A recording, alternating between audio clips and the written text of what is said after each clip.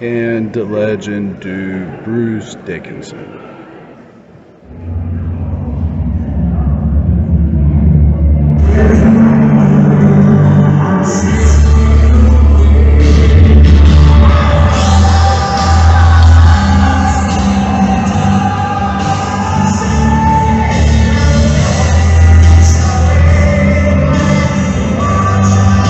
Sucks to be back there.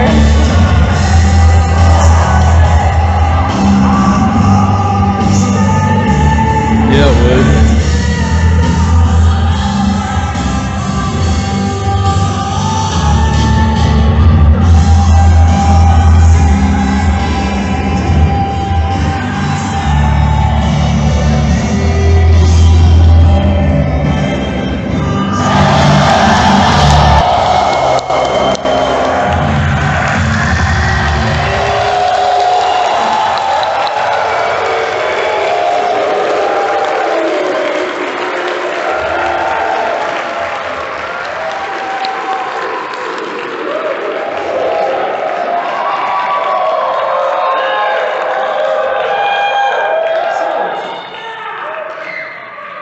So I can just fucking go home now then. My applause and that's it. Welcome to the world's most COVID-free zone. Outside everybody's turning into mad mutant zombies, but in here you can give yourselves deep throat, blowjobs, whatever. I don't give a shit. And you know, it's we're all here together. You know, masked, Lone Ranger, whatever it is.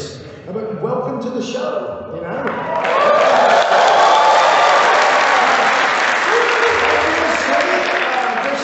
Story of how a spotty kid from a town that nobody's ever heard of and never will hear of again except in tonight's show ended up wearing some of the world's most ridiculous trousers and appearing for a lesser known rock band somewhere wandering around the world stages. And it all starts here. Because this is me, about 15. I mean, I have to look for something that we have in common, first of all, right? Because now it is not enough to have 2 legs, 2 arms, and a head and a dick, right? 50% of the world, normally that would be okay. The other 50% comes slightly differently equipped. But even that's not enough because now there's a lot of people, you know, I mean, define themselves as, you know, having all of those things and yet they are also somebody else. So because of that, I need to find some common ground. So the common ground, I think we should start with birth. I mean, death, I mean, we're not there yet. But birth, all of us, male, female, anybody in between, anybody on the spectrum, all of us were born. Indisputable fact. True statement. So we're going to start with birth. Don't remember much about it. This is me about 15, as I say. Just released from the institution. In the days, I have to say, look at this magnificent piece of art here, you know. Before the days of Photoshop, clearly. And you know, remember before, you know, in Photoshop now, I mean, you can make myself, I mean, this is me with Photoshop, you know, I would have put Kim Kardashian's arse on my face or something. But you can't do that, you know, back then. So I'm looking at this photograph, and there I am with the Adolf Hitler, coiffure. And I'm looking at it, I mean, what the fuck is that? I mean, I know we're in COVID world and everything. I mean, this is some sort of like strange fungus that's assaulted my top lip. You're not wrong. It's actually blue crayon.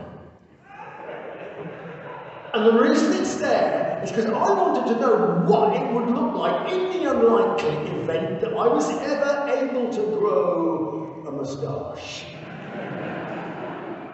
And like most things that happen to us in life, the things that happen to you when you're a kid, they keep repeating. So actually, I have some bad news for you. The moustache actually is a horrible, horrible excursion into reality that keeps recurring through my life. And you will be haunted by it later on. Really tall, lanky, lovely chap, you know, I felt really sorry for him. I mean, not only is it bad enough going to one of these schools, but to be sent 10,000 miles away and paying a shitload of money to have the crap kicked out of you, his parents must have fucking hated his guts, you know.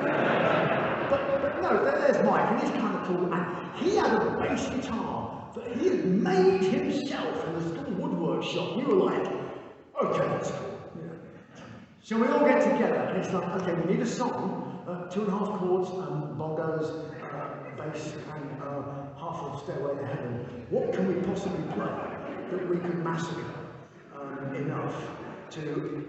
And we decided, Let It Be by the Beatles.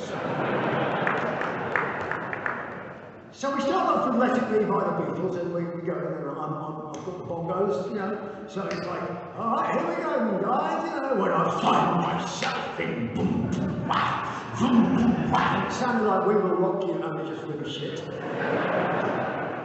And Mike, the big bass player, has appointed himself as the singer. I said, why should you be the singer? He said, because I have a classically trained bass voice. I'm in the choir. You're in the choir? Really? Yes, but not quite that. I mean, okay, that's fine. And so we start, and Mike's singing, you know, when I find myself in times of trouble, Mother Mary comes to me, speaking words of wisdom. Oh, what the fuck If you have a classically trained bass voice, you have to enunciate when you do that, you see. So, times of troubles, Mother Mary comes to me. Oh, yeah, okay, I get it. Words of wisdom. So, we have another go, and it gets to the chorus, and it's like, let it be, let it be. So,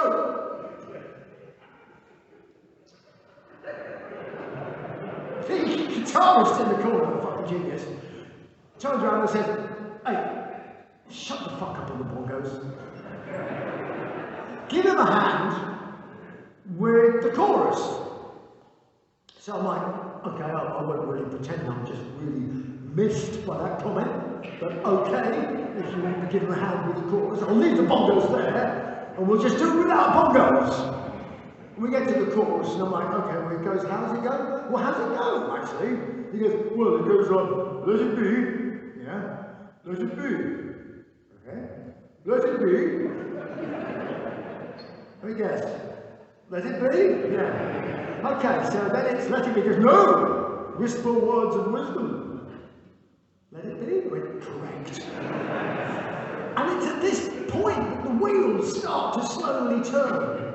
And I go, you know what? If you can make a living writing shit like this, I should be a singer.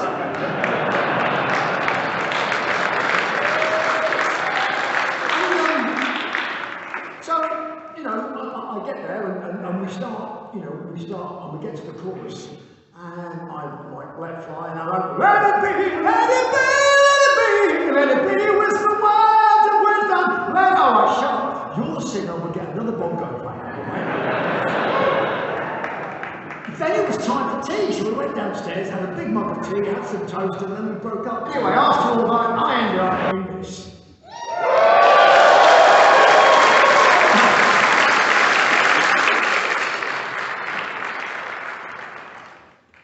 Now, what can we say about this picture?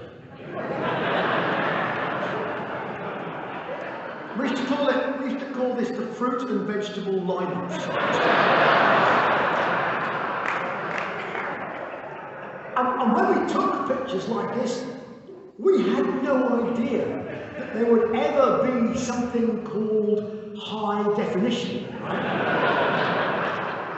And I'm very proud to say that there was no Photoshop either. But, you know, as you appreciate, there's a couple of things that stick out in this picture. It's the eyes, isn't it? It's the eyes. United States for the first time. I've never been hardly outside England at all during my entire life, and suddenly I'm going everywhere. There we are in the United States, and we're making loads of money. There's some of the money, right? It's the manager's money, right? And after the picture, it went back in the manager's bag down there. But again, high definition. Every picture tells a strange story.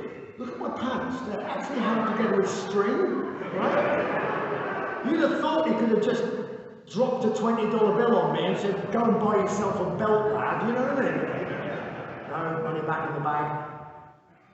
Yeah, no, it's not sponsored by a banana company. It's urban myth. But you do get a little bit bored when you're on the road sometimes. I mean, when we first came to the States, we had 20 minutes on stage, that was it. And then we'd have like 11 hours of travelling to get to a truck stop somewhere, and we'd stay there. So it was a bit dull. So I started building guided missiles for fun. And back in the day, that was not a problem. You could check into a hotel with your guided missile. Nobody would call the 911, nobody would call the FBI or the bomb squad, anything else like that. Perfectly normal thing to do. You could get on an aeroplane. No X-ray machines or anything else like that, so you could get on with your dead grandmother with tins of lighter fluid, gallons of petrol, chainsaws, whatever the fuck you wanted, spears, you know, bazookas, or in this case, guided missiles. So I'd hand them on and open the overhead bin, put the thing in carefully, like that. And the cabin attendant would walk past and go, hello sir, is that a guided missile you're putting in there? I said, yes it is. He goes, that's okay, we love that kind of thing, we're from Texas, you know.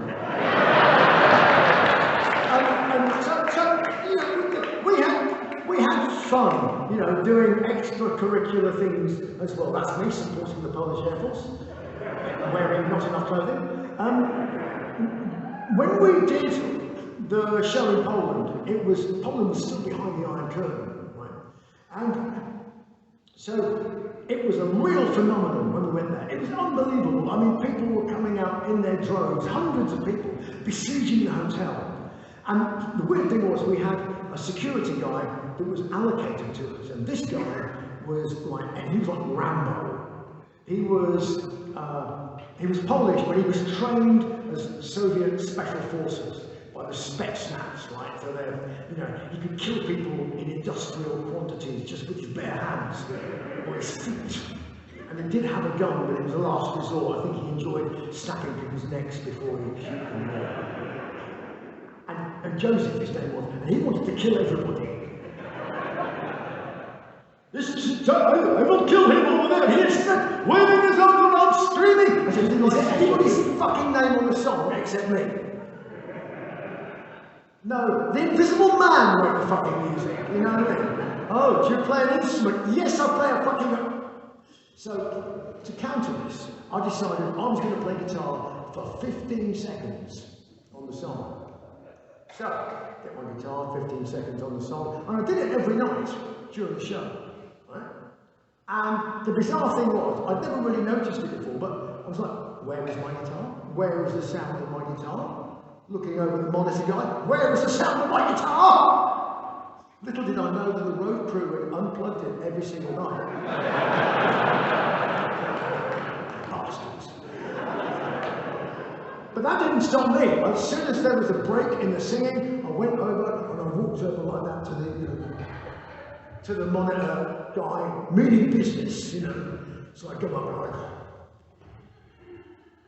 So absolutely no idea what I'm talking about because I'm yelling at him in English, and he's like. So for emphasis, I take the guitar in the most aggressive manner. And as I do so, I hit the corner of the guitar on my head, split my head open, spurting wound coming out, you know. Put the guitar down, and now the guy's like, and I'm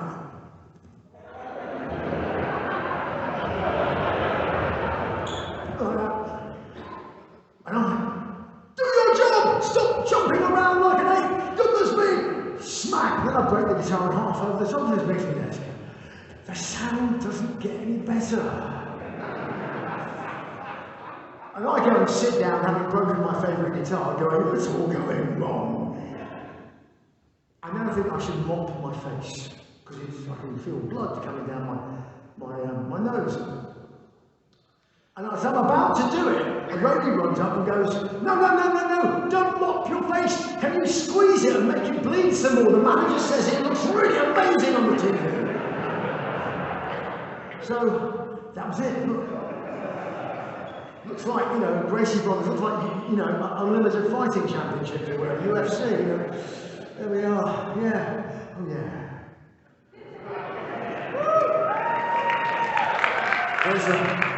There's a reason I've not yet been invited to Paris Fashion Week. Very good question. I'm actually a poached egg kind of a guy. So I like a really nice firm poached egg, just nice and runny in the middle of the yolk, and ever so slightly soft round the edge, just underneath the nice pink top.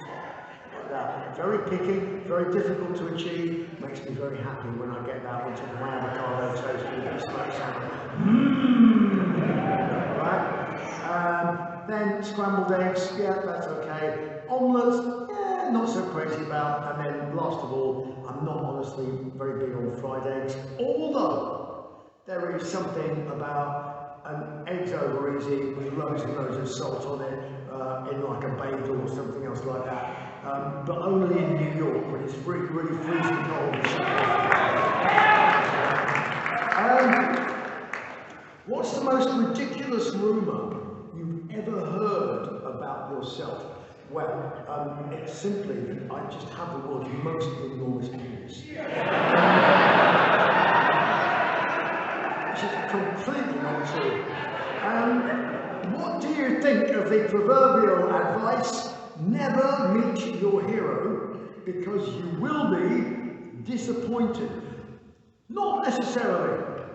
Not necessarily. I mean, it wasn't. It was kind of one of my heroes, but I never, even in a million years, thought I would meet him. And because we're heading towards his territory tomorrow, I mean, I once met Johnny Cash, right?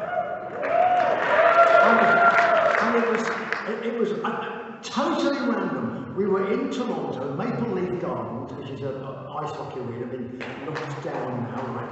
So we're in the Maple Leaf Gardens, we're doing a sound check, and at the back of the hall are these like elderly looking gentlemen, about my age. And we sort of going, who are those blokes at the back there? Oh, they look harmless enough, they seem. There was his band, because he was in town doing something. And then I'm backstage, just about to go back to the hotel after the sound check, and we're in the middle of all this like ice hockey stuff, like posts and goalie outfits and all the rest of it. And in he comes, he walks in, and he's like, and he's huge. He's like 6 foot something and something, you know, and he's got this black leather trench coat and like cowboy boots that actually go up, like pirate boots that go up to here. And he walks up and goes, hello, my name's Johnny Cash. And I'm like, I mean, actually he didn't do that with me. I mean, he went, hello, my name is Johnny Cash. And so I'm sat there, and so he comes up, and I went, shot a man in Reno just to watch him die. I mean, and he goes, yeah, I'm really sorry about this, but my daughter's a huge fan. You couldn't listen to this. You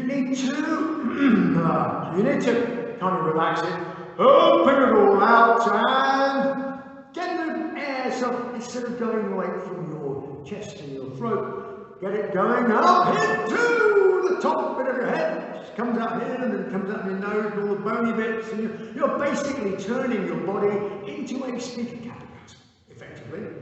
And the loudspeaker just happens to be propelled, the sound, the bellows, if you like, is down in your diaphragm. So it's a speaker cabinet, or if you like, it's turning your body into an organ pipe, in which there's the bellows and the air comes up the organ pipe.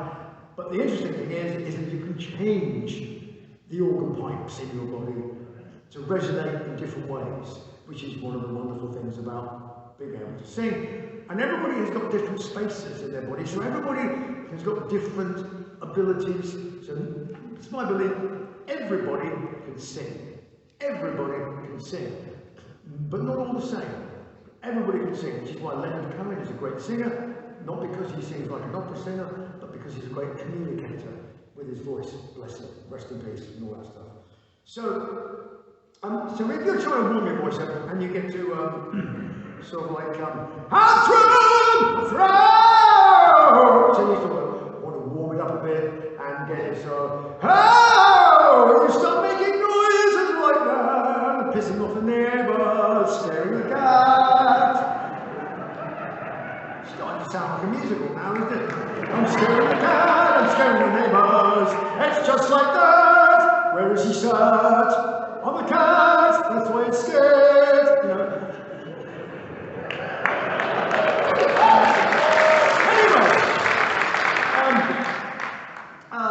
I get really pissed. I get really pissed. Shut up. Say 6 hours of you, please. So anyway, when you do that, you warm your voice up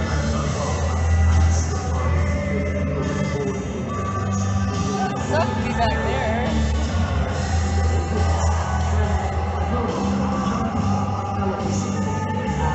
Yeah, it would.